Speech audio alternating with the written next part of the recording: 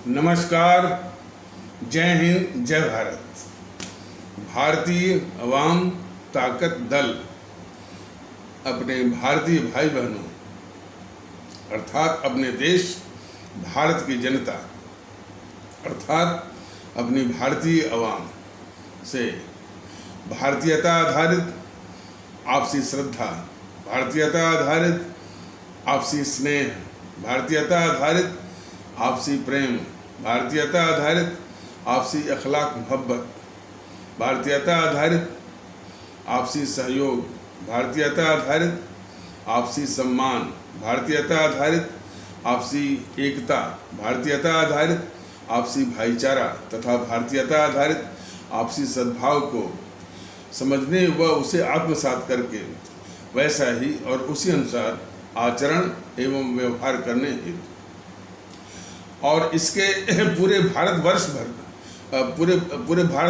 भर में प्रचार प्रसार करने हेतु और इसके महत्व और अहमियत को प्रत्येक देशवासी को समझाकर उसे अपनाते हुए वैसा ही और उसी अनुसार आचरण एवं व्यवहार करने हेतु और प्रत्येक देशवासी को अपना ही भारतीय भाई बहन मानकर, समझकर और अपनाकर उनके साथ वैसा ही और उसी अनुसार आचरण एवं व्यवहार करने हेतु सतत, सदैव और हमेशा अदब के साथ, आदर के साथ अर्ज करता है, विनती करता है। देखिए, ये शायद परसों के कथानक में ये सूचना बताई गई थी कि परसों के बाद 2-3 दिन का एक अंतराल आ सकता है। फिर भी यानी कल का वीडियो और आज का वीडियो जारी हो रहा है, लेकिन अब से 3-4 दिन का वो अंतराल आ सकता है। और जैसा कि पहले भी बताया गया है कि इसी तरह से वीडियो जारी होते रहेंगे। वो प्रतिदिन वीडियो जारी होने का क्रम कोई आवश्यक नहीं है। जब भी ऐसे मौके आएंगे, जब ऐसे मुद्दे आएंगे, ऐसा विषय आएगा तो जो वीडियो जारी होते रहेंगे। तो ये लगभग सामान्य सी बात होगी। इसमें कोई भी और किसी भी तरह का अन्यथा लेने की आवश्यकता नहीं है। तो इतना बताना जरूरी है सभी के लिए और सभी हमारे अपने भारतीय भाई बहनों के लिए। दूसरा ये है कि जो पूरे देश में ये क्योंकि जो प्रमुख बातें हैं, एक तो जो हमारे अमर शहीद और परम राष्ट्रभक्त और क्रांतिकारी नेता रहे हैं, जैसे कि हमारे परम आदरणीय राष्ट्रभक्त शिरोमणि नेताजी सुभाष चंद्र बोस, शहीद आजम भगत सिंह, अमर शहीद चंद्रशेखर आज़ाद, अमर शहीद अशफाक उल्लाह, अमर शहीद खुदीराम बोस जो कि मुजफ्फरपुर बिहार के थे, अमर शहीद सुब्रमण्यम भारती तमिलनाडु के, अमर शहीद श्रीमती रानी लक्ष्मीबाई झांसी की, अमर शहीद श्रीमती रानी चंद्रिमा कर्नाटक की और अमर शहीद श्रीमती रानी गडिलियू नागालैंड की। इन अमर शहीदों और राष्ट्रभक्त और क्रांतिकारियों के कुर्बानी और शहादत के कारण हमको आपको इस देश को आज़ादी मिली। इन कांग्रेसियों के द्वारा नहीं मिली, जो कांग्रेसी बोलते थे कि हमने आज़ादी की लड़ाई लड़ी। ये पहले भी बताया गया है और काफ़ी इस पर प्रकाश भी डाला गया है और ये स्पष्ट भी किया गया है कि ये कांग्रेसी कुछ भी कहते रहें, लेकिन यह वो यथार्थ है कि ये अंग्रेजी हुकूमत के जो है वो रक्षक रहे, या दूसरे शब्दों में उसका मुखबिर रहे, दलाल रहे, चमचे रहे और कुल मिलाकर वो अंग्रेजी सरकार के दामाद भी रहे। यदि जेलों में भी यदि नामात्र को बंद होना भी पड़ा तो दामाद की तरह जो है इनको व्यवहार मिला, इनको रिस्पांस मिला। वहीं पर जब हमारे क्रांतिकारी खास करके चंद्रशेखर आज़ाद की जीवनियाँ पढ़ी है, वो साफ लिखते हैं जो है चंद्रशेखर आज़ाद कि जहाँ पर हमको उन्हीं जेलों में तरह तरह की जो शारीरिक यातनाएं जो है दी जाती थी और काफ़ी भूखों भी रखते थे। वहीं पर जो है ये नेहरू हो, गांधी हो, जब ये बंद होते थे जेलों में तो इनको एक दामाद की तरह जो है उनको ट्रीटमेंट या व्यवहार या रिस्पांस मिला करता था। तो ये इस विषय में बताना जरूरी है कि ये जो कांग्रेसी कुनबा था जिसकी स्थापना अंग्रेजी सरकार ने अपने किसी अंग्रेज ह्यूम के द्वारा 1885 में करवाई थी, तो वास्तव में वो अंग्रेजी सरकार के रक्षक थी, मुखबिर थी, दलाल थी और जो है दामाद की तरह जो है उसको ट्रीटमेंट मिला जब भी जेलों में बंद होने की बात आई। वहीं दूसरी ओर जो है हमारे जो चंद्रशेखर आज़ाद अशफाकुल्लाह को यानी काफ़ी यातनाओं के साथ और इन्हीं की कुर्बानी और शहादत के कारण हमारा मुल्क आज़ाद हुआ है। तो यह भी देश को जानना बहुत ज़रूरी है कि जो कि ये कांग्रेसी अपना एक दावा करते हैं और एक दावा ही नहीं बल्कि पूरा भारतीय जनमानस को पूरा कब्जा किए हुए हैं। भारतीय जनमानस के माने क्या कहते का मनोवैज्ञानिक रूप से ये कब्जा किए हुए कि आज़ादी की लड़ाई लड़ी और इसके बाद वो अंग्रेज़ों को भगाए, आज़ादी लाए। ये सब बिल्कुल मिथ्या है, झूठा, कोरा झूठा है।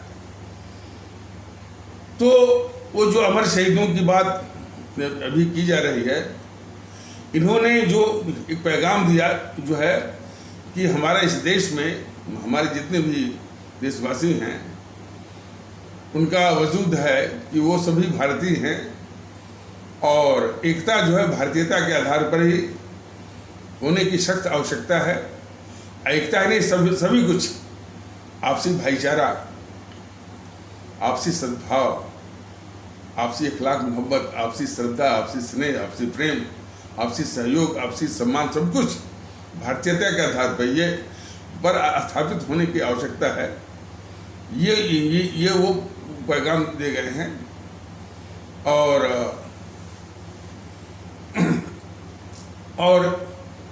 और एक सुखद बात यह है कि जब हमारा देश भारत का संविधान बना तो उनके जज्बातों का पूरा जो है उसमें परिलक्षण है। उसमें काफ़ी वो जो है वो उसको सिम्पटमाइज किया है उसने भारत के संविधान में।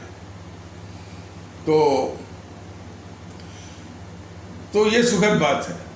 लेकिन सबसे दुखद पहलू है कि जितने भी ये जो जीएनपीसी ने जो माहौल बिगाड़ा वो कभी भी संविधान का और जो हमारे अमर शहीद और क्रांतिकारी राष्ट्रभक्त जिनका ये पैगाम था कि हम सभी भारतीय हैं, संविधान भी कह रहा है कि अपने प्रस्तावना के जरिए कि हम सभी भारतीय हैं, इसका सरासर यानी इस भावना का सरासर वो उल्लंघन किया इस जीएनपीसी ने। हमेशा जो है कभी अल्पसंख्यक, कभी बहुसंख्यक, कभी दलित और तमाम, और फिर इसी से प्रेरित हो करके इसी से मतलब इसी के जो डिजनरेटिव रहे वो और घिनौनी जातिगत जो है समाज में वो विखंडन पैदा किया। और जैसा कि बताया गया है कि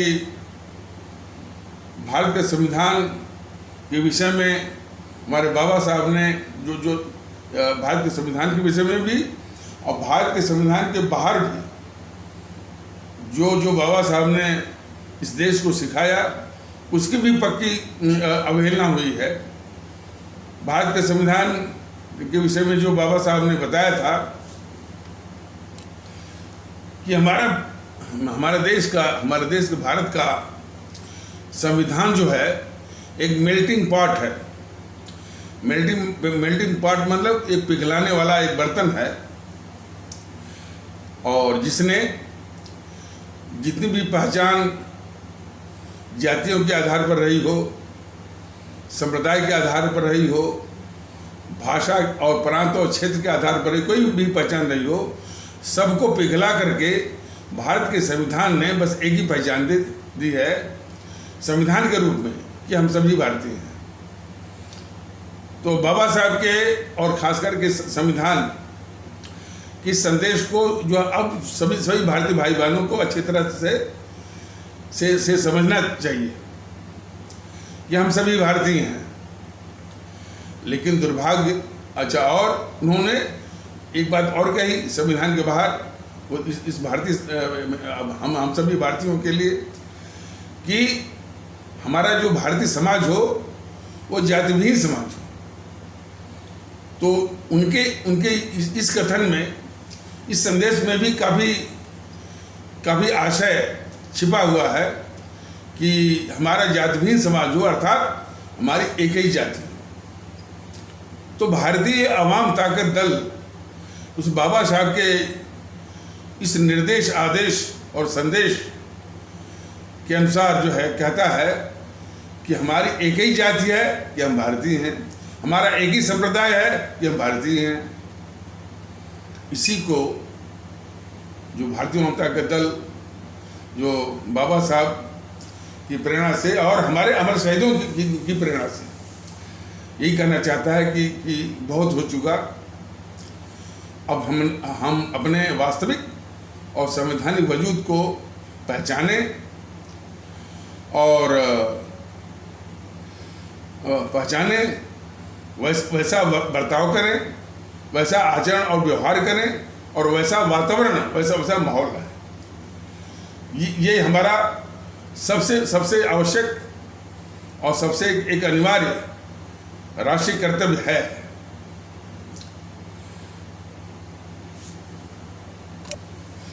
तो इस तरह की जो गंदगी देश में जानबूझ करके, देखिए ये जो भारतीय जनता दल अपने आदरणीय भारतीय भाई बहनों के सामने जो ये बात रख रहा है, जानबूझ कर इतनी गंदगी फैलाई जा रही है। इसके विपरीत जो अभी बताया गया है कि यानी अब जैसे महाराष्ट्र में रहने वाले जो भारतीय भाई बहन हैं, उनको ये उनके दिमाग में ये ठूसा जा रहा है कि आप अपने भारतीय मत मानिए, आप अपने मराठी मानिए। तमिलनाडु में ये दिमाग में ठूसा गया है कि क्या आप अपने भारतीय मत मानिए, आप अपने तमिल मानिए। बिहार में कई बार इस तरह की बात आती है कि एक बिहारी 100 पर भारी। और पंजाब में ये सिखाया जाता है कि एक सिख जो है 1.25 लाख को लड़ाऊं। इस तरह की जो विखंडनकारी बातें हैं, इनको कुचलने की आवश्यकता है।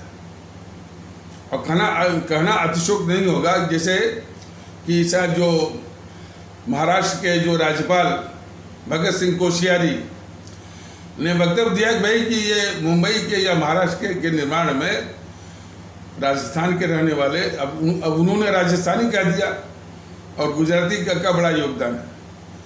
लेकिन यदि भगत सिंह कोश्यारी भी हों, यदि भारतीयता का आभास हो और उस भावना से यदि काम करते कि भाई जितने भी भारतीय हैं, चाहे वो महाराष्ट्र में रहने वाले हों, चाहे वो गुजरात के रहने वाले भारतीय भाई बहन हों, चाहे वो राजस्थान के रहने वाले भारतीय भाई बहन हों, और चाहे कोई अन्य भारतीय भाई बहन हो। मैं समझता हूँ कि वो मुंबई या महाराष्ट्र के निर्माण में, महाराष्ट्र के बाहर जो उत्तर प्रदेश के रहने वाले भारतीय भाई बहन हैं, जो वहाँ नौकरी करते हैं, मजदूरी करते हैं, तो क्या उनका योगदान कम है? और उत्तर प्रदेश ही नहीं, जो अन्य जगहों से भी, जो कि दक्षिण भारत से भी आए हैं और भारत के अन्य क्षेत्रों से आए हैं, सबका योगदान है। और योगदान किसका है? सभी भारतीय भाई बहनों का, जो भारत के विभिन्न क्षेत्रों में। और यही दशा सिर्फ मुंबई की नहीं है, कोलकाता की भी है, चेन्नई की भी है। तो चेन्नई के निर्माण में, चाहे कोलकाता के निर्माण में, चाहे मुंबई के निर्माण में, या दिल्ली के निर्माण में, देश के कोने कोने से सभी भारतीय भाई बहनों का योगदान है। यह एक भारतीयता की सोच है। लेकिन हर वक्त जो है वो संकीर्णता आधारित जो जहर फैलाने की जो आदत है, उसी के कारण जो है अब वो उसी आदत के वशीभूत होकर के जो महाराष्ट्र के राज्यपाल भगत सिंह कोश्यारी ने कह दिया, और उसकी प्रतिक्रिया में मैं वो मराठी शब्द जो वो मैंने कहना भूल गए कि मराठी का भी योगदान है। सब मैंने कितनी गंदी बातों को लेकर के वो राज्यपाल पर आक्रमण करने लगे। यहाँ तक कि देखा गया था कि वो जो है ये उद्धव ठाकरे, खैर शिवसेना तो जो है एक घृणा की राजनीति करती है, और उसने कहा कि इस राज्यपाल को कोल्हापुरी चप्पल दिखाना चाहिए। उद्धव ठाकरे बोल रहा था कि इस राज्यपाल को कोल्हापुरी चप्पल दिखाना चाहिए। तो इस तरह की गंदगी, और फिर ये सब आती रहती है, और इस तरह की बातें आती रहेंगी। कब तक? जब तक हम सभी देशवासियों को, हम सभी भारतीय भाई बहनों को ये एहसास नहीं होगा कि हम मराठी नहीं हैं, हम गुजराती भी नहीं हैं, और हम राजस्थानी भी नहीं हैं, हम बिहारी भी नहीं हैं, हम तमिल भी नहीं हैं, हम तेलुगु भी नहीं हैं, हम मलयालम भी नहीं हैं, मलयाली भी नहीं हैं, हम कन्नड़ भी नहीं हैं, हम उड़िया भी नहीं हैं, हम पंजाबी भी नहीं हैं, बंगाली भी नहीं है, असमिया भी नहीं है। हम सिर्फ भारतीय हैं। और यदि उसका प्रकटीकरण, मैनिफेस्टेशन विभिन्न भौगोलिक क्षेत्रों में यदि वो तमिल के रूप में होता है और एक गुजराती के रूप में होता है, या कन्नड़ या मलयालम के रूप में होता है, तो हमेशा ये मानना चाहिए कि ये सभी जो है हमारी उसी भारतीयता का विभिन्न भौगोलिक क्षेत्रों में, विभिन्न भौगोलिक परिस्थितियों में उसका प्रकटीकरण है, उसका रूप है, और उसका मैनिफेस्टेशन है। लेकिन मौलिकता और असली पहचान भारतीयता की है। तो इसलिए महत्व दिया जाना चाहिए भारतीयता को। और यदि कोई अपने को तमिल भी कहता है तो उससे कोई यानी विरोध, उससे भी कोई विरोध नहीं होना चाहिए। कोई अपने को यदि मलयालम कह भी दिया तो कोई ऐसी बात नहीं है। लेकिन भावना यह होनी चाहिए, मलयालम हुआ, कन्नड़ हुआ, हमारी भारतीयता का स्वरूप है, उसका प्रकटीकरण है, उसका मैनिफेस्टेशन है। तो कोई अपने को यदि बंगाली कह भी दिया तो कोई ऐसी बात नहीं है। लेकिन भावना यह होनी चाहिए कि जब बंगाली, ये हमारी भारतीयता का स्वरूप है, मौलिकता, वास्तविकता वो जो है भारतीयता की है। तो इस भावना से आपसी एकता, आपसी भाईचारा आपसी सहयोग होने की परम आवश्यकता है। इसको तो भारतीय वाम ताकत दल इसके लिए कोशिश अभी फिलहाल कर ही रहा है। संसाधन होते ही जो है वो संगठन बना करके, टीम बना करके आप लोगों के बीच में आएगा यही चीज समझाने के लिए। और ये चीज मैंने इसकी आवश्यकता कोई मामूली नहीं है, बहुत बड़ी आवश्यकता है, क्योंकि हमारा देश जो वास्तविकता, एक वास्तविकता वो है कि हमारा वास्तविक वजूद है कि हम भारतीय हैं। ये भी वास्तविकता है कि भारत के संविधान ने इस तरह का निर्देश भी दिया हुआ है कि हमारा संवैधानिक और वास्तविक वजूद है कि हम भारतीय हैं। हमारे जो अमर शहीद क्रांतिकारी और परम राष्ट्रभक्त जो रहे हैं, उन्होंने उनकी कुर्बानी और शहादत का पैगाम भी यही था कि हम सभी भारतीय हैं। लेकिन दूसरी ओर ये कड़वा जो है कड़वा यथार्थ है कि इस देश की जो विखंडकारी ताकतें हैं जो कि विभिन्न रूपों में हैं। देश के अंदर जो विखंडनकारी ताकतें हैं जो विभिन्न रूपों में हैं और अधिकांश राजनीतिक दलों के रूप में हैं, वह इसी घिनौनी संविधान लगने के बाद भी जाति के आधार पर, भाषा के आधार पर, प्रांत के आधार पर और संप्रदाय के आधार पर अपनी विखंडनकारी जो है गतिविधियों को जो निर्बाध रूप से, अनब्राइडल्ड रूप से वो चला रहा है। ये कड़वा जो है कड़वा यथार्थ है। और उसके बाद जो है वो कड़वा यथार्थ ये भी है कि कोई भी संस्था इसको गंभीरता से नहीं ले रही है। चुनाव आयोग कहता है ना कि भाई कोई भी राजनीतिक पार्टी या उसकी गतिविधि जाति, संप्रदाय, भाषा के आधार पर ना हो, लेकिन उसी चुनाव आयोग की आंखों के सामने जो है इसका तांडव चल रहा है। ये विषय बहुत बड़ा है। उसी चुनाव आयोग के आंखों के सामने जो है वो MY का वो समीकरण चलता है।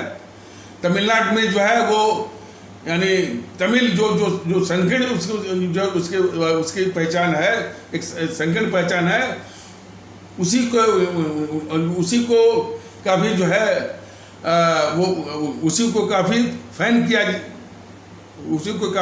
किया जाता है। विपक्ष वो लोग करते हैं और उसी को काफी वो चलाते हैं, दिमाग में भरते हैं। ये राजनीतिक पार्टियां, खास करके DMK, तमिलनाडु में रहने वाले जो हमारे भारतीय भाई बहन हैं, उनके दिमाग में बराबर ये ठूसा करते हैं कि भाई आपकी अस्मिता जो है तमिल की है, तमिल भाषा है। कभी भी नहीं सिखाते कि भाई ये जो हमारे भारतीय भाई बहन हैं, जो हमारा पूरा भारतीयता का माहौल है, उसी का एक अंश है। और तमिल हुआ या तमिल भाषा हुआ, जो भी हुआ, वो हमारे उसी जो मौलिक जो भारतीयता है, उसी का एक रूप है, उसी का एक माने स्वरूप है, उसी का एक प्रकटीकरण है, मैनिफेस्टेशन है। तो ये कभी नहीं सीखा। तो यही हाल जो है DMK का है और यही हाल जो है वो शिवसेना का है। मराठी मानुस और वो भिन्न जगहों पर बोलता भी है। सबसे बोलेगा जय महाराष्ट्र। वाकई में वास्तविकता यह है कि जितने भी महाराष्ट्र हो, तमिलनाडु हो, केरल हो, ये आपका कर्नाटक हो, यह वास्तव में प्रशासनिक इकाइयां हैं। लेकिन जहाँ तक पहचान का प्रश्न है, तो हमारी जो वास्तविक और असली जो पहचान है कि हम भारतीय हैं और हमारी एक संवैधानिक पहचान भी है। तो ये कड़वा यथार्थ है। और कड़वा यथार्थ ये भी है कि ये हिंदू मुस्लिम एकता को नष्ट करने के लिए नित्य प्रति जो है वो नफरत की गतिविधि जो है वो चलाई जा रही है। तो तो दोनों यथार्थ, एक सुखद यथार्थ और जो है कड़वा, और एक सुखद यथार्थ और दूसरा कड़वा यथार्थ, इस दोनों को समझने की आवश्यकता है। तो भारतीय जनता दल ये कर रहा है कि ये निवेदन कर रहा है कि हमारे सभी भारतीय भाई बहन पहले अपने वजूद पर आ जाएं कि हम सभी भारतीय हैं, उसी के आधार पर एकता बनाएं और भाईचारा बनाएं, और जो है फिर इस तरह की जो माने भारतीय समाज विरोधी और भारत विरोधी ताकतों को शिकस्त दें, जो है वो एक मतलब एक होकर के, और जो राजनीतिक दलों के बेस में विखंडनकारी ताकतें हैं उनको शिकस्त दें इब्न मसीह पर, और ये बहुत जरूरी है। और तो एक संस्थाओं का मैंने कहा कि जैसे चुनाव आयोग है, न्यायपालिका है, वो भी इसके प्रति संवेदनशील नहीं है कि जाति आधार पर, संप्रदाय आधार पर, भाषा आधार पर, प्रांत आधार पर विखंडनकारी ताकतें उसके आंखों के सामने इस तरह का वो विखंडनकारी गतिविधि का तांडव कर रहे हैं। मीडिया भी कोई भी परिचर्चा होती है हिंदू मुस्लिम करना वो छोड़ता नहीं है, तो वह भी लगभग संविधान विरोधी भी है और भारत विरोधी भी है। और जब कहीं कहीं बात उठती है कि भाई जो है भारतीय जनता दल को जो है इन टीवी चैनल की परिचर्चा में इसको प्रतिनिधित्व क्यों नहीं दिया जाता है, तो इसके विषय में हमारे भारतीय भाई बहनों को जानना जरूरी है कि उस पर इतना राजनीतिक दलों का और वो राजनीतिक दल जो कि इसमें सत्ता में है और अपने को राष्ट्रवादी कहता है और अपने को देशभक्त कहता है, उसका बहुत दबाव है कि भारतीय जनता दल को और भारतीय जनता दल के शुद्ध राष्ट्रवादी, शुद्ध देशभक्त और भारतीय एकता के विचारों को मीडिया जो है मैंने वो उसके लिए जगह देने की बात तो बहुत दूर, उसको कोसों दूर रखे। भारतीय जनता दल का नाम तक न ले, तो भारतीय जनता दल का नाम न तो मीडिया ले, न तो राजनीतिक दल ले, न तो कोई राजनेता ले। ये सर्वे भी होते हैं तो ये आता है कि भाई जो लोकल सर्वे, ये जो सर्वे कराते हैं इंडिया, जैसे कि अभी इसने करवाया वो इंडिया टीवी ने, इनका तो बस घर बैठे बैठे अब अपना जो है वो एक वो रटा बीजेपी जो है 326 सीट पा रही है, ये पा रही है, सब बकवास। तो जो लोकल सर्वे होते हैं उसमें भी ये आता है कि भारतीय जनता दल के पक्ष में जनमानस जो है वो इकट्ठा हो रहा है, लेकिन उसको भी क्या कहते हैं, एक नई पार्टी। तो समझ जाए कि कितनी बड़ी साजिश चल रही है भारतीय जनता दल और भारतीय जनता दल के उस विचार को जो कि पूरे देश को एक करना चाहता है, देश में आपसी सद्भाव लाना चाहता है। तो उसके खिलाफ कितनी बड़ी साजिश है माने सभी राजनीतिक दलों की, और खासकर वो दल जो सत्ता में बैठा है और अपने को राष्ट्रवादी कहता है और अपने को देशभक्त कहता है, उसकी भी साजिश है। और उसका इतना बड़ा दबाव है मीडिया के ऊपर कि मीडिया नाम भी न ले, और कभी भी जो है भारतीय जनता दल के पदाधिकारी या कार्यकर्ता या प्रवक्ता को कोई स्थान न दे, और इस प्रकार उसको कोसों दूर रखे। तो मैं समझता हूँ कि ये सरासर जो है एक देश विरोधी मानसिकता है, और देश विरोधी ये हरकत है और कारनामे है। अब अभी फिलहाल चूंकि भारतीय जनता दल इस यूट्यूब के माध्यम से कोशिश कर रहा है, साधन के लिए भी कोशिश कर रहा है। साधन होते ही जो है आप लोगों के बीच में आएंगे, संगठन बनाएंगे, देश स्तर पर भी वो संगठन हम बनाएंगे हम लोग। तो अब भारतीय अवाम ताकत दल के शुद्धतः भारतीय एकता के विचार का विरोध करने के लिए, जैसा कि पहले भी बताया गया है, इन दलों के पास कोई तार्किक या नैतिक जवाब नहीं है। और ये उनके तरह तरह के वक्तव्यों से जाहिर होता है कि वो विचारों में कितने खोखले हो चुके हैं। भारतीय अवाम ताकत दल के भारतीय एकता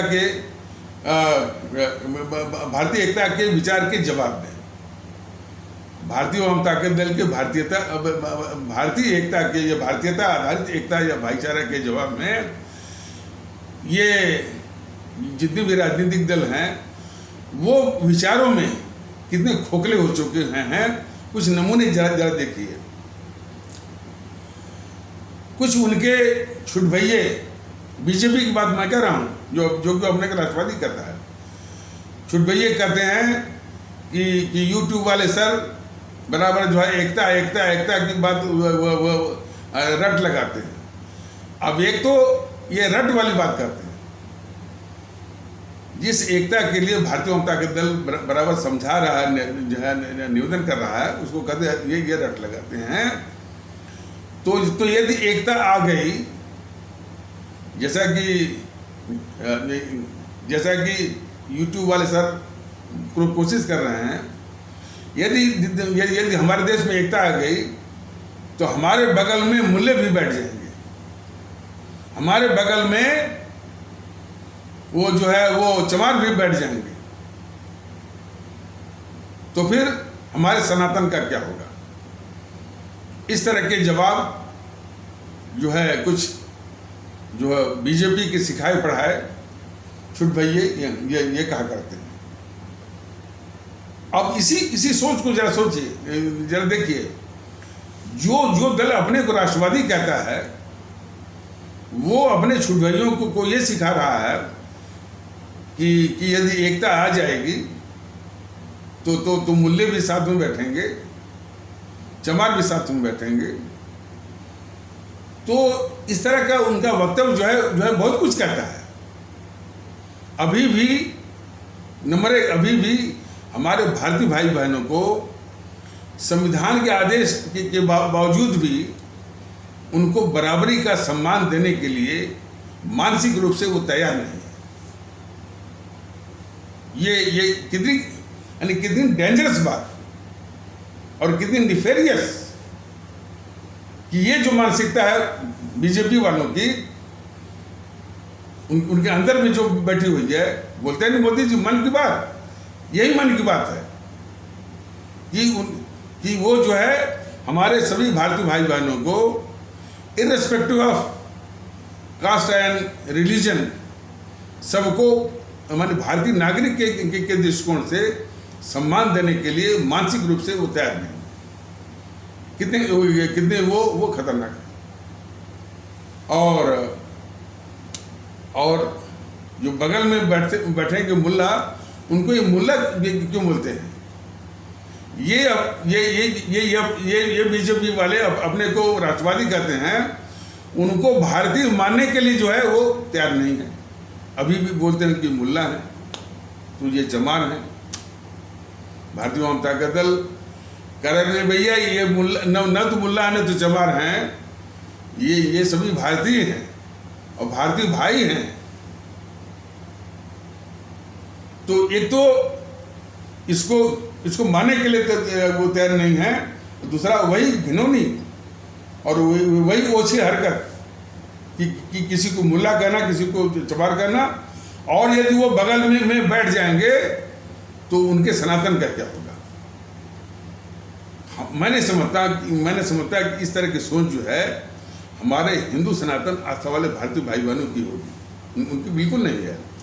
ये जो कट्टरवादी तत्व हैं, ये जो कट्टरवादी तत्वों के जो ये प्रतिनिधि हैं, ये उनकी सोच है। तो हमारे इस्लाम आस्था वाले भारतीय भाई बहन भी या दूसरे आस्था वाले भारतीय भाई बहन कदाप इसको इस रूप में न लें कि ये सोच हमारे हिंदू सनातन आस्था वाले भारतीय भाई बहनों के तबके की है। बिल्कुल नहीं है, ये कट्टरवादियों की सोच है जो कि बीजेपी के सिखाए पढ़ाए शुभ भाइयों के रूप में वो प्रकट होती है। तो एक तो वो कहते हैं, कभी कभी गुस्से में बोलते हैं एकता के कुत्ते भी कहते हैं, और इनके जो नेता है, बीजेपी के जो नेता है, वो मोदी भी, कुछ लोग यूट्यूब पर बैठ गए हैं हमारे खिलाफ भड़का रहे हैं।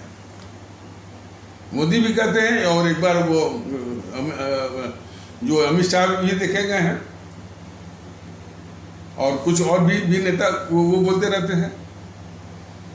भारतीय अवाम ताकत दल अब अपने पूरे देश के लोगों में, अपने भारतीय भाई बहनों में भारतीयता आधारित एकता, भाईचारा, सद्भाव लाने की कोशिश कर रहा है।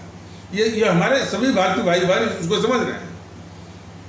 भारतीय जनता पार्टी कर रही है कि हम लोगों को भड़का रहे हैं। तो इसी से बीजेपी की मानसिकता जरा पढ़िए बहुत गौर से। कौन बीजेपी? जो कि अपने को राष्ट्रवादी होने का दम भरती है, और उसी राष्ट्रवाद के नाम पर इसने वोट भी बटोरा है। तो कहते हैं कि भारतीय जनता पार्टी ही एक अकेली एक ऐसी पार्टी है जो कि राष्ट्र की बात करती है, और जो राष्ट्रवाद की बात करती है।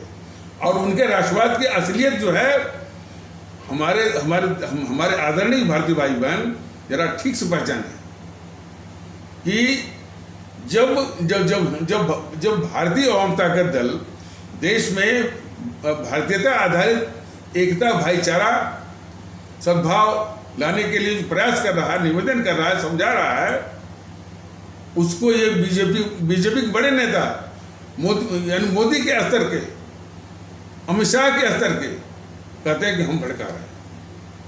इसी से उनकी मानसिकता जरा जान लीजिए, ये मानसिकता है उनकी। इसके विपरीत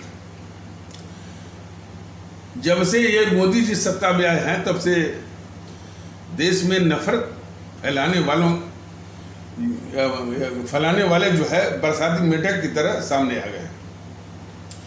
इस पुष्पेंद्र कुलश्रेष्ठ का 2000 के पहले इसका अता पता नहीं था। जब से मोदी जी आए हैं, तब से ये बरसाती मेढक की तरह आ गया है, और ये सीधे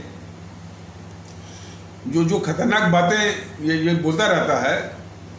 एक तो इस मुल्क को भाईचारे की आवश्यकता है, तो ये अब भारतीय जनता दल उसको गद्दार बोलता है, वास्तव में गद्दार है। तो जहाँ पर इस देश में अपने भारतीय भाई बहनों के बीच में भारतीयता आधारित भाईचारे की आवश्यकता है, ये उसी भाईचारे का उपहास करता है, मजाक उड़ाता है। जरा देखिए कितना ये खतरनाक है। और इसको सभी भारतीय भाई बहन पहचाने। देखिए जो मैं कह रहा हूँ, जो समझाता हूँ, इसकी परिणत भी होने की जरूरत है। इसको काले झंडे जो है दिखाए जाने की जरूरत है कि नफरत जो है भारत में नफरत फैलाने वाले पुष्पेंद्र कुलश्रेष्ठ वापस जाओ,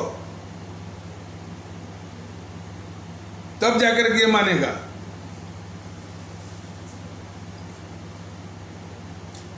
तो वो जो है जो भाईचारा है उसका उपहास करता है, और किस तरह से बोलता है। देखिए उपहास करता है, और उपहास करने के तरीकों, उसके उपहास करने के तरीके को भी जरा देखिए। वही माने ओछी हरकत और घिनौनी सोच। क्या कहता है भाईचारे के, क्या कहता है भाईचारे के विषय में, और कैसे उपहास करता है? कहता है वो भाईजान बन गए और हम चारा हो गए।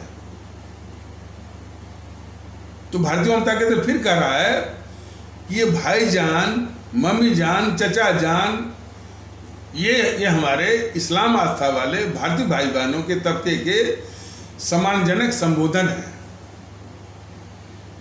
तो पुष्पेंद्र कुलश्रेष्ठ जैसे गद्दार जो है, यानी ये दिखाना चाहते हैं कि मम्मी जान, भाईजान या ये शब्द जो है उसकी नज़रों में वो घृणित शब्द हैं, लोग भी घृणित समझे इसलिए वो बोलता है वो।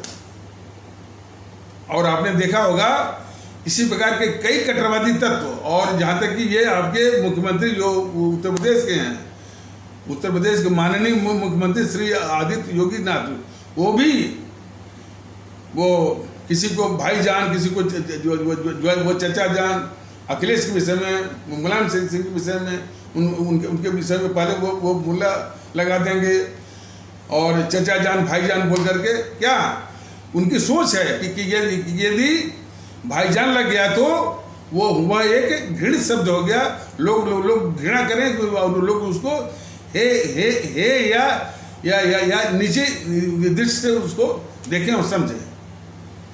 इतनी गिरी हुई मानसिकता के ये जो कट्टरवादी तत्व हैं, चाहे वो योगी आदित्यनाथ हो और ये तो देश का दुश्मन है ही पुष्पेंद्र कुलश्रेष्ठ, और फिर वो माने उपहास करता है कि ये गंगा जमुनी तहजीब क्या है। तो ये भारतीय जनता दल जो ये समझा रहा है, इतने से काम नहीं चलेगा। हमारे आदरणीय भारतीय भाई बहन, हम तो समझा ही रहे हैं, जब तक ठोस कार्रवाई नहीं होगी, और वो कार्रवाई आप कर सकते हैं, इसको जो है जो हमारी जो भारतीय अवाम है, हमारे जो भारतीय भाई बहन हैं, और खास करके हिंदू सनातन आस्था वाले भारतीय भाई बहन तबके से जहाँ भी पहुँचता है, एयरपोर्ट से लेकर के जहाँ पर मीटिंग करने वाला होता है, बराबर इसको काले झंडे दिखाएं कि देश में नफरत फैलाने वाले पुष्पेंद्र कुलश्रेष्ठ वापस जाओ, तब जाकर के माने गए। और उसी प्रकार और भी खतरनाक तत्व हैं, असदुद्दीन ओवैसी, ये बराबर मुसलमान उसको खास करके हैदराबाद में रहने वाले भारतीय भाई बहन, खास करके हैदराबाद में रहने वाले इस्लाम आस्था वाले भारतीय भाई बहन इसको आईना दिखाएं, कहेंगे भाई हम मुसलमान नहीं हैं और न तुम मुसलमान हो, हम इस देश के सम्माननीय भारतीय नागरिक हैं, हम भारतीय हैं, इसको आईना दिखाएं। और जब भी मुसलमान की बात करें तो हमारे विशेष करके हमारे इस्लाम आस्था वाले भारतीय भाई बहन इसको इस असदुद्दीन ओवैसी को काले झंडे दिखाएं कि देश में नफरत वो फैलाने वाले असदुद्दीन ओवैसी वापस जाओ, हम मुसलमान नहीं हैं, हम इस देश के भारतीय नागरिक हैं और हम भारतीय हैं।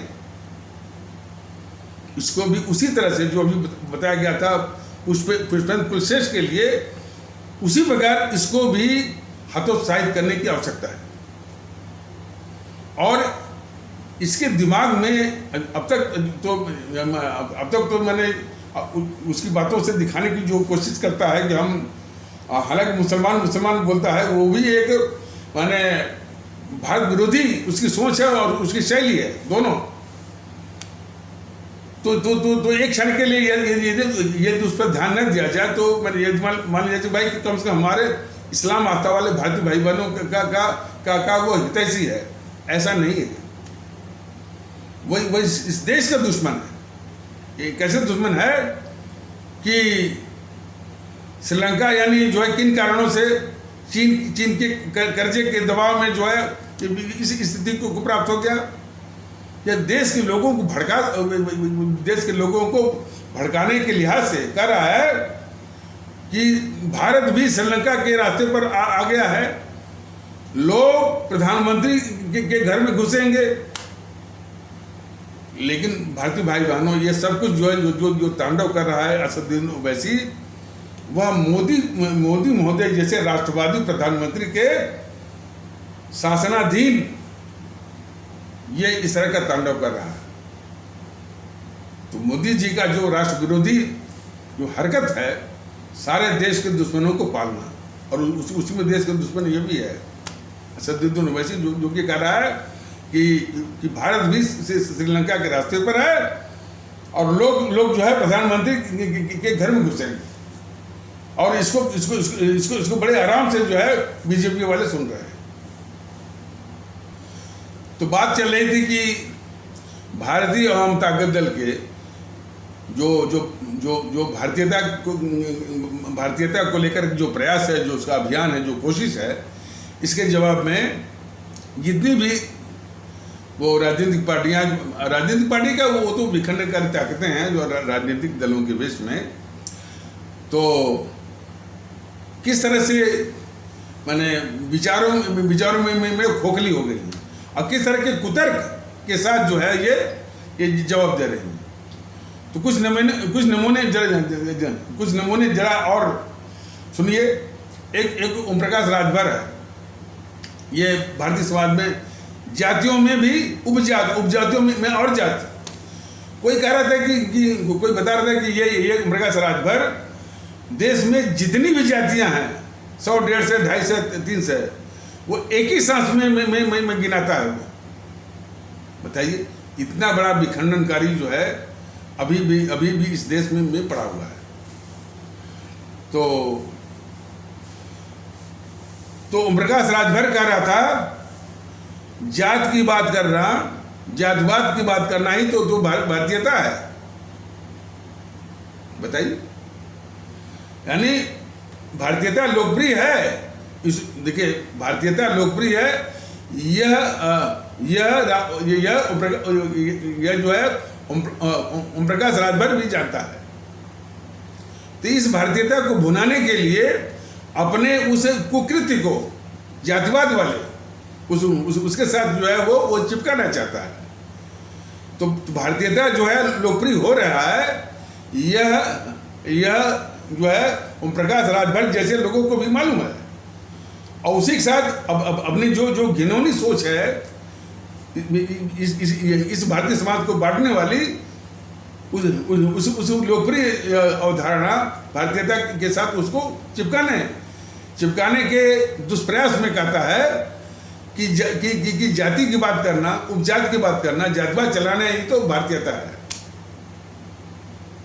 देखिए, इसके जवाब में सिर्फ भारतीय अवाम ताकत दल को ही चिंता है। ये बीजेपी क्या कर रही है, मैं अभी आ रहा हूं उस पर। बीजेपी कितना खतरनाक खेल इस देश के खिलाफ खेल रही है, ये हमारे सभी भारतीय भाई बहनों को अच्छी तरह से इसे जानना चाहिए। तो जो ये कह रहा है ओम प्रकाश राजभर कि जाति की बात करना, जात को और उसके आधार पर जो है बने कि वो चुनाव लड़ना और उसको और हवा देना और जातिवाद जो है की गतिविधि चलाना ही तो भारतीयता है। तो ओम प्रकाश राजभर जैसे लोगों को भारतीय अवाम ताकत दल बस इतना ही वो समझाना चाहता है। अब समझाने का क्या मतलब कि वो जो है समझेगा तो है नहीं, समझाया उसको जाता है जिसको ज्ञान नहीं होता है। ये बिल्कुल यानी पूरा परिपक्व है इस समाज को तोड़ने में। तो उसको बताना चाहता है ओम प्रकाश राजभर जैसे लोगों को कि ओम प्रकाश राजभर आपके घर पर यदि कोई डाकू डकैती डाले और सब कुछ लूट ले, और लूटने के बाद वो कहे कि ओम प्रकाश राजभर जी, मैंने डकैती नहीं डाली है, मैंने आपकी सेवा की है, कैसा आपको लगेगा?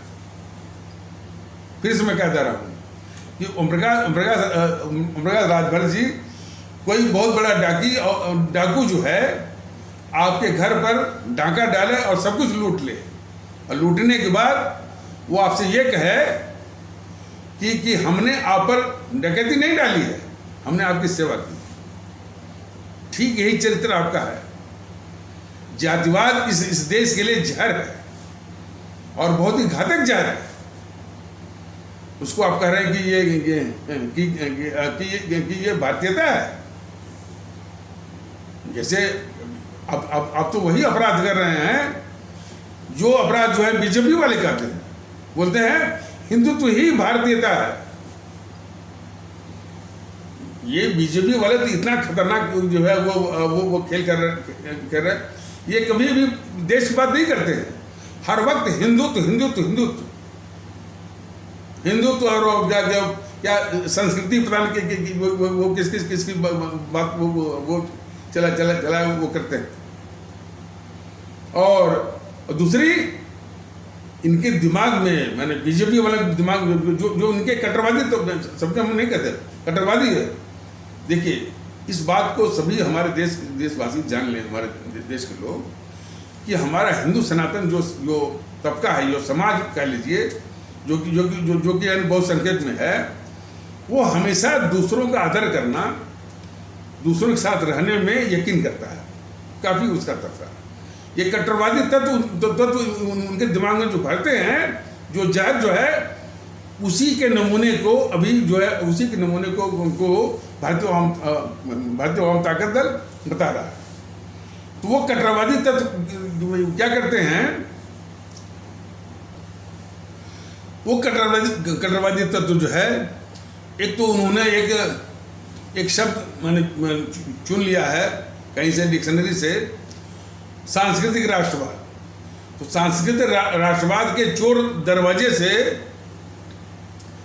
ये जो हिंदुत्व को का घालमेल करने के लिए, यानी राजनीतिक गतिविधियों में घालमेल करने के लिए, सामाजिक गतिविधियों में घालमेल करने के लिए जो मैंने सांस्कृतिक राष्ट्रवाद का नाम लेकर के या उसी के चोर दरवाजे से ये घालमेल करते हैं। ये सबसे बड़ा उनका एक राष्ट्रीय अपराध है। हमारे सभी भारतीय भाई बहन वो ठीक से समझे। दूसरा, उनकी वो इस तरह से तर्क देते हैं कि हिंदुत्व जो है सभी पंथों से श्रेष्ठ है। ये उनकी बहुत ही घातक, देखिए ये घातक सोच है। स्वामी विवेकानंद का नाम लेंगे, स्वामी विवेकानंद की पूरी किताब पढ़ जाए। मेरे पास जो है, मेरे पास खुद स्वामी विवेकानंद ने जो पार्लियामेंट ऑफ रिलीजन धर्म संसद शिकागो में जो 1890 के आसपास हुई थी, वहाँ पर शिकागो अमेरिका में, तो जो उन्होंने भाषण दिया, जो उन्होंने स्पीच दिया था, वो मेरे पास जो 8 वॉल्यूम में है, मेरे पास है। तो हमारा ये कहना है अपने आदरणीय भारतीय भाई बहनों से, स्वामी विवेकानंद की वो किताब और कोई भी किताब पढ़ जाइए, बराबर वो इस बात पर बल देते हैं, शिक्षा देते हैं कि भाई जो है दूसरों के पंथ का आदर करना ही जो है वो हिंदू सनातन आस्था की महानता है, बराबर कहते हैं। और इसी प्रकार जो है वो अन्य आस्था वालों से भी निवेदन करते हैं कि आप भी इसी भावना का आदर करिए कि दूसरे पंथ को और दूसरे पंथ के अनुयायियों को, फॉलोअर्स को भी जो है उदारता के साथ जो है सम्मान करिए। ये उनकी सीख है। तो ये बीजेपी के कट्टरवादी जो तत्व हैं, ये सिखाते, ये कट्टरवादी तत्व जो है वो स्वामी विवेकानंद, वो जो है स्वामी विवेकानंद का नाम तो लेते हैं, लेकिन ठीक उनके आदर्शों को, उनकी सीख को, उनकी शिक्षा के विपरीत उनका आचरण करते हुए जो सिखाते, वो हमेशा ये दिखाने की कोशिश करते हैं कि हिंदू सनातन जो अन्य आस्थाओं से श्रेष्ठ है, और नीचा भी दिखाते हैं।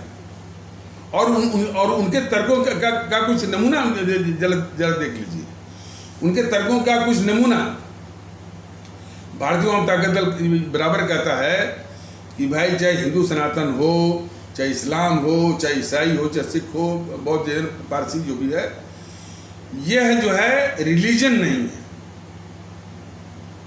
नहीं, सॉरी, मैंने ये धर्म नहीं है, ये सब भाई इनमें से कोई धर्म नहीं। हिंदू सनातन हो, इस्लाम हो, आपका ईसाई हो, सिख हो, बौद्ध, पारसी, जैन, जो भी है, ये धर्म नहीं है। रिलीजन हो सकते हैं, मजहब हो सकते हैं, सेक्ट हो सकते हैं, और सबसे उचित जो शब्द है वो पंथ। तो सबसे उचित शब्द है कि ये पंथ हैं, अलग अलग पंथ हैं। इसके साथ भारतीय जनता दल ने अपने आदरणीय भारतीय भाई बहनों के सामने यह भी स्पष्ट किया है कि ये पंथ जो है अपनी अपनी व्यक्तिगत आस्थाएं हैं, यानी पर्सनल कन्विक्शंस हैं, और पर्सनल कन्विक्शन को उसी रूप में सम्मान किया जाना चाहिए। सभी पंथ या व्यक्तिगत आस्थाओं का सभी भारतीय भाई बहनों के द्वारा आदर किया जाना चाहिए। लेकिन दिन रात वो उसको नीचा दिखाता है, वो उसको जो है वो उसको नीचा दिखाता है, और दिखा करके देश में नफरत फैलाने का एक षड्यंत्र वो चल रहा है। तो ये आपके व्यक्तिगत आस्था है। उसी के साथ भारतीय जनता दल ये निवेदन करता है कि व्यक्तिगत आस्था को व्यक्तिगत तौर पर निभाने की जरूरत है। घर के अंदर जो भी आपका रीति रिवाज, संस्कार, जो भी आपको पसंद आता है आप करिए। घर के अंदर भजन, कीर्तन, धूपबत्ती, अगरबत्ती सब करिए, या सिजदा, इबादत, नमाज, जो भी आपका घर के अंदर करिए। घर के बाहर वो हमारा जीवन जो सामूहिक है वो शुद्धतः भारतीय और राष्ट्रीय है। उसमें किसी भी पंथ की भूमिका पूर्णतः वर्जित है, प्राइवेटेड है। वहां पर ये बिल्कुल नहीं चलेगा, तब तो ये राष्ट्र बचेगा। तो अभी बताया गया कि जय हिंदू सनातन, इस्लाम, ईसाई, सिख, बौद्ध, पारसी, जैन जो भी है, ये सिर्फ पंथ हैं और व्यक्तिगत आस्थाएं हैं। और व्यक्तिगत आस्था किसी की भी व्यक्तिगत आस्था पर दूसरे जो भारतीय भाई बहन जो या दूसरे पंथ के अनुयायी जो है उसको कदापि अधिकार नहीं है कि उसको इसके विषय में कोई टिप्पणी, नीचा दिखाना, व्यंग कसना, आहत करना, चोट पहुंचाना बिल्कुल अधिकार नहीं। लेकिन वही अनाधिकार, वही कुचेष्टा, वही अपराध ये किया जा रहा है। दूसरा इनके कुतर्कों का भारतीय जनता दल क्या कह रहा है कि भाई ये सब पंथ है। धर्म हमारा एक ही है, वो राष्ट्र धर्म। धर्म समझना होता है ड्यूटी, कर्तव्य, फर्ज। तो हमारा राष्ट्र के प्रति और आवाम के प्रति क्या फर्ज है उसको करने की जरूरत है। तो धर्म हमारा बस राष्ट्र धर्म है, और ये सभी पंथ है। ये भारतीय जनता दल अपने सभी आदरणीय भारतीय भाई बहनों को समझा रहा है। ये कट्टरवादी तत्व जो है, बीजेपी के जो कट्टरवादी तत्व कहते हैं कि सिर्फ हिंदू ही एक धर्म है, बाकी सब पंथ हैं। इनके इन कुतर्कों को बिल्कुल कूड़ेदान में डालिए और इनको ठीक से आईना दिखाइए। और बहुत ये तो सांस्कृतिक राष्ट्रवाद के चोर दरवाजे से जो है जो ये पंथ का जो घालमेल करते हैं राजनीतिक गतिविधियों में, उसको हर हालत में रोका जाना चाहिए। और ये भी कहना अतिशयोक्ति नहीं होगा कि इन्हीं के जवाब में इस्लाम आस्था वाले भारतीय भाई बहनों के तबके से वहां भी कट्टरवादी तत्व हैं। वो हर चीज को कहते हैं मेरे मेरे शरिया में नहीं लिखा है, तो मेरे कुरान में नहीं लिखा है। यही बात, उनको कोई आज तक बताने वाला नहीं मिला कि भैया शरिया कुरान इस देश में नहीं चलने वाला है। ये एक संवैधानिक देश है और शरिया कुरान आपको चलाना है तो इस देश के बाहर निकल जाएंगे। जो इस्लामिक देश हैं वहां पर आपको चलेगा आपका शरिया भी, कुरान भी, इस्लामिक भी। इस देश में रह करके नो शरिया नो कुरान, लेकिन वो इसी देखा देखी जो ये जो कट्टरवादी तत्व हैं बोलते हैं कि हिंदू सनातन अन्य पंथों से श्रेष्ठ है, वही एक धर्म है, बाकी सब पंथ है। तो उनके कुतर्कों को सिरे से खारिज करने की आवश्यकता है। और वो खारिज इसलिए कि यदि इस देश को कायम रखना है तो हमने भारतीय जनता के दल में एक उदाहरण भी पेश किया था कि जैसे जापान है, जापान की मिसाल तो बहुत देते हैं सब, ये बीजेपी वाले भी देते हैं। अभी जापान से कर्जा लेकर के ये बना रहे हैं मेट्रो, अहमदाबाद से लेकर के अहमदाबाद टू मुंबई वाली जो मेट्रो है वो जापान से ही वो कर्जा लिए हैं और उसकी टेक्नोलॉजी लिए हैं। और जापान की टेक्नोलॉजी और जापान का जो आर्थिक जापान जो आर्थिक जगत में कितना बड़ा नेता है और आर्थिक जगत में भी और विश्व व्यापार के भी मामले में वो कितना बड़ा नेता है विश्व का।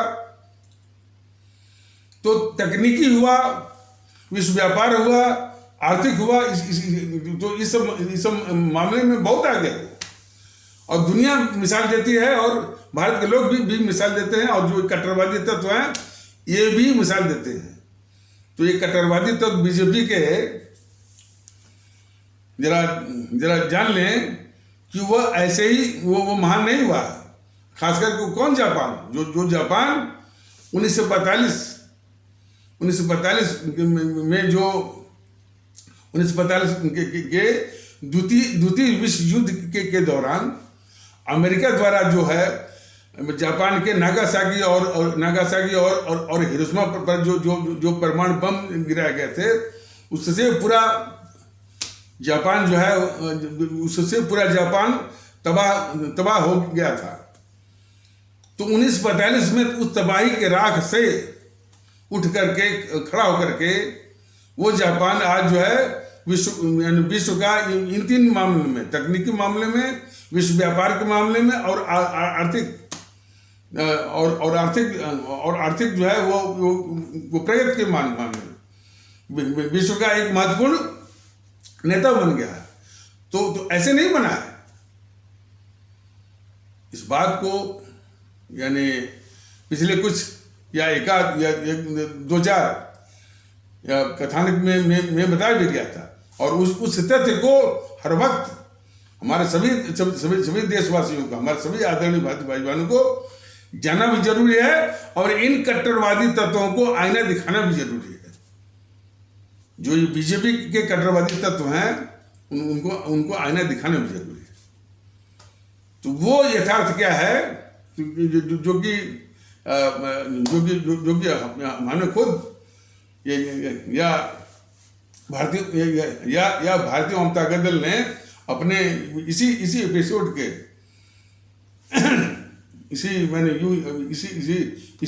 यूट्यूब के 2-3 यूट्यूब में इस बात को बोला गया है। वो क्या है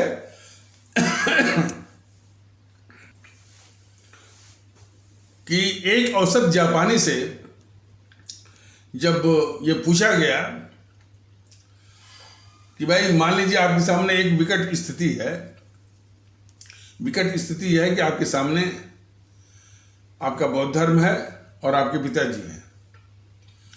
विकट स्थिति इसलिए इस बात की है कि इन दोनों में से एक को तभी बचाया जा सकता है जबकि दूसरे को समाप्त किया जाए। माने एक की समाप्ति की कीमत पर ही जो है दूसरे को दूसरे को बचाया जा सकता है। और वो दोनों कौन है? आपका बौद्ध धर्म और आपके पिताजी। वो औसत जापानी कहता है कि हम हमारे लिए बौद्ध धर्म का महत्व जो है अपने पिताजी से ज्यादा है। इसलिए मैं अपने पिताजी को समाप्त करके अपने बौद्ध धर्म को बचाऊंगा। इसमें अस्पष्टता थी। फिर एक सवाल और उसे किया जाता है और कहता है कि भाई इस बार ये जो है ये विकटता थोड़ी और ज्यादा है कि मान लीजिए आपके सामने आपका राष्ट्र जापान है और आपका बौद्ध धर्म है, और विकटता इसी बात की है कि एक को बचाना है या एक को बचाया जा सकता है दूसरे की समाप्ति पर। तो आप क्या करेंगे? तो कहा कि तब तो हम जरा भी समय नहीं लगाएंगे, हम तुरंत अपने बौद्ध धर्म को समाप्त करके अपने राष्ट्र जापान को बचाएंगे।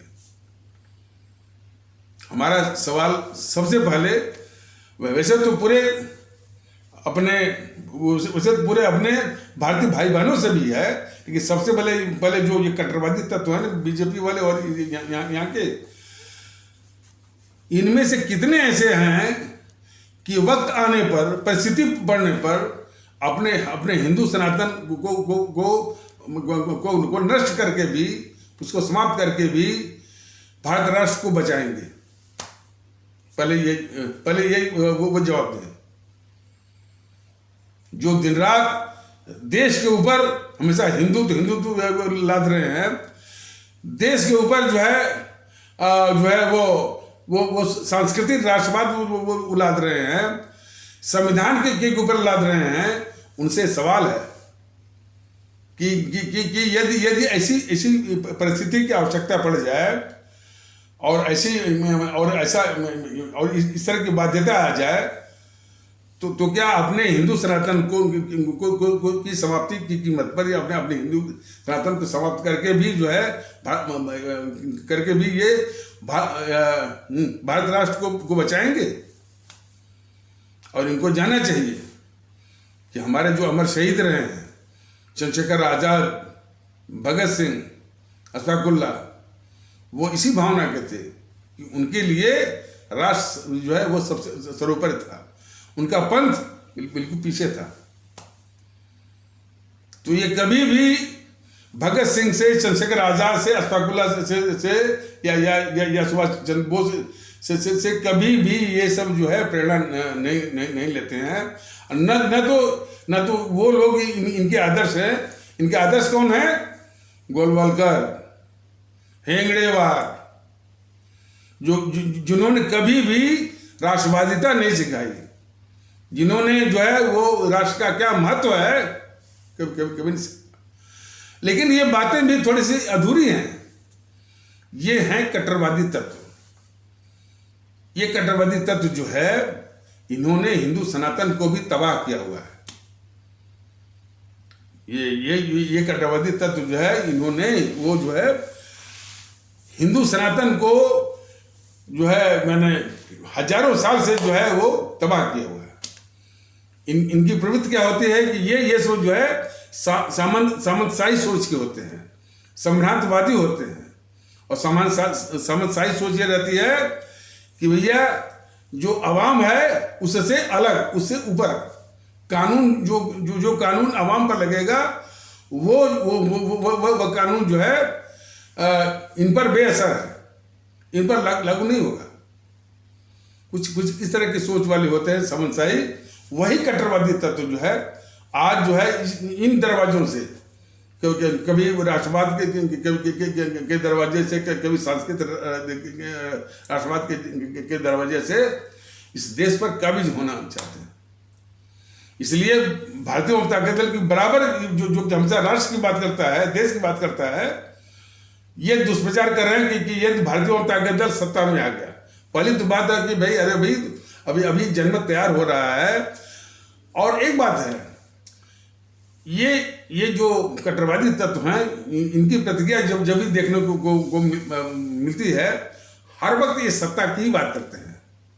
हर वक्त सत्ता की बात करते हैं कि वो पार्टी सत्ता में आ गई, ये पार्टी वो सत्ता में चली गई, इसलिए कि इनका पूरा खेल जो है सत्ता का ही है। तो वस्तुतः ये जो कट्टरवादी तत्व हैं जिन्होंने हिंदू सनातन को तबाह किया हुआ है जमाने से, हजारों साल से, और इन्हीं की तबाही का ये आलम रहा है कि आलम रहा है कि हिंदू सनातन से ये तीन पंथ उब करके निकले हैं, इसी हिंदू सनातन पंथ से, सिख पंथ, बौद्ध पंथ और जो है वो जैन पंथ। तभी इन कट्टरवादी तत्वों को शर्म नहीं आती। आज देश का संविधान बनने के बाद भी और हमारे अमर शहीदों ने कुर्बानी भी दिया, बहुत कुछ सिखाया, फांसी पर चढ़े, इनके लिए यानी कोई महत्व नहीं है। उसका नमूना देखें ना, ये सुधांशु त्रिवेदी जो है कभी भी भगत सिंह का नाम नहीं लेगा, अशफाकुल्ला का नाम नहीं लेगा, चंद्रशेखर आजाद का नाम नहीं लेगा, हमारे जो खुदीराम बोस का नाम नहीं लेगा, न उनकी कोई चर्चा चलाएगा। हर वक्त जो है हिंदुत्व उसकी संस्कृति का बहाना बना करके एक अपना झूठा वर्चस्व जो है वो काम करना चाहता है वो जो है वो हिमांशु त्रिवेदी जैसे कट्टरवादी तत्व। तो इनको ठीक से पहचानिए। देखिए, महत्व और आवश्यकता सिर्फ देश की है, और देश के आगे न कोई सनातन है, न कोई इस्लाम है, न कोई ईसाई है, न कोई सिख पंथ है। ये तो इन पंथों की उपयोगिता, सार्थकता इसी में है कि किस तरह से हमारे राष्ट्र भारतवर्ष को मजबूत करें। तो भारत राष्ट्र को मजबूत करने में हिंदू सनातन आस्था की क्या भूमिका हो सकती है, हमारे मुल्क भारतवर्ष को मजबूत करने में इस्लाम पंथ की क्या भूमिका हो सकती है, हमारे राष्ट्र भारतवर्ष को मजबूत करने में और महफूज करने में, सुरक्षित करने में जो है वो ईसाई पंथ की क्या भूमिका हो सकती है, इसी तरह से सिख पंथ की और अन्य पंथों की क्या भूमिका हो सकती है। तो उसमें उनकी सार्थकता या उनकी उपयोगिता को देखें। भारत राष्ट्र के ऊपर जो है वह हिंदुत्व इत्यादि को थोपने की और भारत राष्ट्र को और भारत के संविधान को कमजोर करने की ये हिमाकत न करें। भारतीय जनता दल यानी इनसे यही कहना चाहता है, बराबर तर्कों से। वो जो गद्दार है ना, पुष्पन कुलश्रेष्ठ, वो भारत के संविधान को के ऊपर रखता है। वो बोलता है एक सिविलाइजेशनल कल्चर फलाने ठिकाने, बहुत ही वो राष्ट्रघाती है। और यही नहीं अब तो कुछ ये एपिसोड लंबा हो जाएगा, बार बार शिकायत आती है। जो ये मोदी महोदय राष्ट्रवाद के नाम पर देश के दुश्मनों को पाल रहे हैं, तो ये देश के दुश्मन को ये सब जो इनकी जो सिपह सालार हैं, बीजेपी वालों के सिपह सालार, यानी मोदी जी की इस हरकत को देश के दुश्मनों को पालने को कहते हैं। अरे भाई ये तो लोकतंत्र है। यानी जीएनपीसी उनकी परिभाषा के अनुसार जीएनपीसी लोकतंत्र है, वामदल भी लोकतंत्र है, टीएमसी भी लोकतंत्र है। उत्तर क्या देंगे? जनता ने इनको चुना है। जनता के चुन देने से जो है इनके गद्दारी के पाप जो है धुल नहीं जाते हैं। और जरा इन सबों की इस तरह का तर्क देने वालों को आईना दिखाना होगा। सैयद साहबुद्दीन, जनता ने उसको चुन दिया, सांसद हो गया, मेंबर ऑफ पार्लियामेंट हो गया, तब भी कानून लगा ना, जेल में गया कि नहीं गया? तो जनता ने चुन दिया, तो कोई कहे कि उस पर यानी देश का कानून नहीं देश का कानून नहीं लग सकता। कोई ये तर्क दे कि भाई उसके सारे गद्दारी के, देश के दुश्मनी के और राष्ट्रद्रोह के यानी सारे पाप धुल गए। इस तरह के यानी कुतर्कों को पहचानिए। तो ये जो ताकतें हैं, खास करके जीएनपीसी और वाम दल टीएमसी जैसे, यह देश की शत्रु हैं। हमारी आवाम समझे, ये भले इनको कहते हैं कि लोकतंत्र है, जो इनकी हरकत है, जैसे जो जीएनपीसी कहते, जीएनपीसी का राहुल क्या बोलता है कि यह देश ही नहीं है, भारत जो है वो राष्ट्र ही नहीं है, बोलता रहता है। बताइए, उसको भी ये बीजेपी वाले जो है देश का गद्दार नहीं मानते, कहते हैं कि ये लोकतंत्र है और इस तरह के तर्क देते हैं कि जो है वो यूट्यूब वाले सर जो है पूरा लोकतंत्र जो है यानी खत्म करना चाहते हैं। जो देश की दुश्मन ताकतें हैं उनको खत्म होना ही चाहिए देश के अस्तित्व के लिए। और ये बात सिर्फ मैं कहता तो कहा भी जा सकता है या आरोप लगाया भी जा सकता है।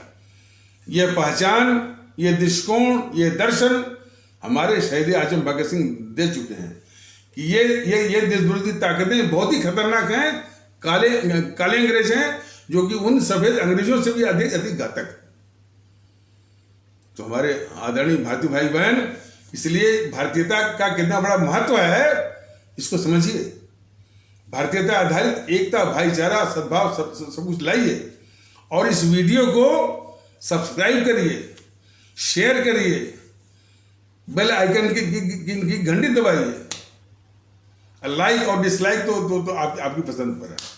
इसको जन जन तक पहुंचवाइए। ये बहुत बड़ा, ये पुनीत कार्य है, बहुत बड़ा आवश्यक कार्य है, बहुत बड़ा राष्ट्रीय कर्तव्य है। दूसरी आजादी लानी है। इन काले अंग्रेजों के चंगुल से, उनके कलश से, और दूसरी मानसिक गुलामी से। अब अभी भी आप सभी लोग, काफी लोग जो है अभी भी मानसिक गुलामी के दलदल में फंसे हुए हैं। हमारे सुभाष चंद्र बोस ने बोला था कि तुम मुझे खून दो, मैं तुमको आजादी दूंगा, वो एक आह्वान था। तो उन्हीं के आशीर्वाद, उन्हीं की प्रेरणा, उन्हीं के आदेश के अनुसार भारतीय जनता दल कह रहा है कि आप सभी अपना व्यक्तिगत स्वार्थ दीजिए। भारतीय जनता दल आप सभी को वास्तविक और दूसरी आजादी देगा।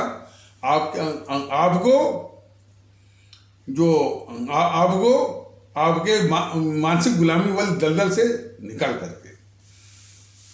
तो इन्हीं आवश्यक शब्दों के साथ इस आवश्यक पर चर्चा को उनको यहीं पर विराम दिया जाता है। तब तक के लिए नमस्कार, जय हिंद, जय भारत।